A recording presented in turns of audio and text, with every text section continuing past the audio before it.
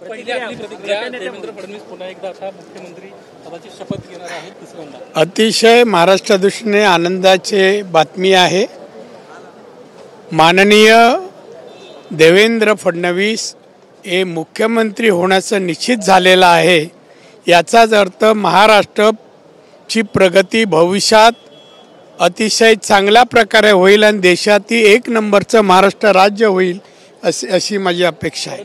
तुम्ही देखील या विधिमंडळामध्ये खूप काम केलेलं आहे. राज्याचे माजी मुख्यमंत्री म्हणून तुम्ही संपूर्ण कारभार हाताळलाय. देवेंद्रजींना तुम्ही काय सल्ला देऊ इच्छिता? कारण की नाही, सल्ला नाही, ते तसे परिपक्व आहेत. सल्ल्याची आवश्यकता नाही आहे.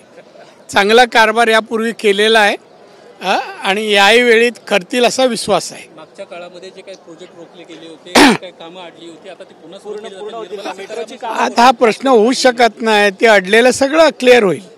कळलं ना? आता अडसर नाही.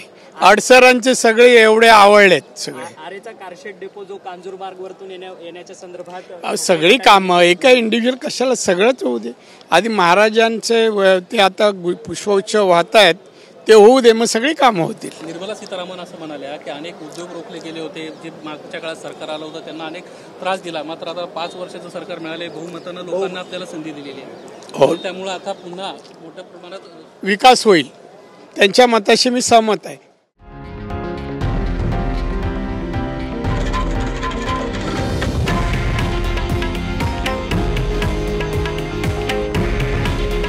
हे आहे देशातील नंबर 1 न्यूज नेटवर्क आणि आपण पाहत आहात TV9 मराठी. काळजी तुमची, हित महाराष्ट्राचं.